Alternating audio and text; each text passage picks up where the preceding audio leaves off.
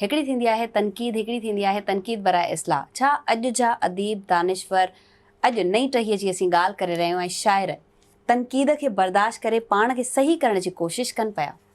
असल में मुंहिंजो सिंधी अदबी संगत सां तालुक़ु 80 वारे ॾहाके में हो, 80 ऐं 90 वारे ॾहाके में।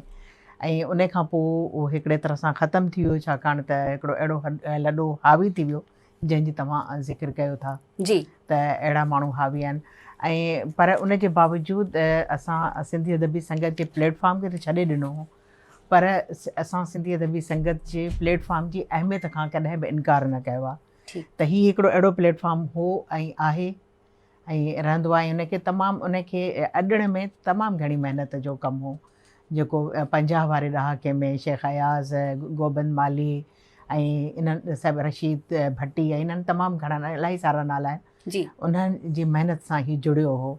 ऐं हिन वक़्त ताईं ईंदे ईंदे उन में तमामु घणियूं तब्दीलियूं अची चुकियूं आहिनि ऐं काफ़ी हद ताईं एतिरो आहे जो हिकिड़ी उहा सॼी ओवरऑल असांजे समाज में तब्दीली आई आहे, जंहिंमें हिकिड़ो हलकड़ाइप ऐं इन खां सवाइ जल्दी जल्दी शोहरत हासिलु करण जूं हूं त बसि तकिड़ो जीअं हीअ ज़ाहिर मीडिया न आहे त असांखे, पर या ही फेसबुक बि न आहे त असांखे हिकदमि 2000 3000 लाइक्स मिली वञनि। जी। अदब पंहिंजो सफ़र तमामु आहिस्ते ऐं पंहिंजी रफ़्तार सां कंदो आहे, पर इन जे करे तमामु घणियूं तब्दीलियूं थी वियूं आहिनि ऐं असां सिंधी अदबी संगत जे गॾिजाणियुनि में मिसफिट बि आहियूं, जेके असां 80 ऐं 90 जा सेखारियल अदीब आहियूं।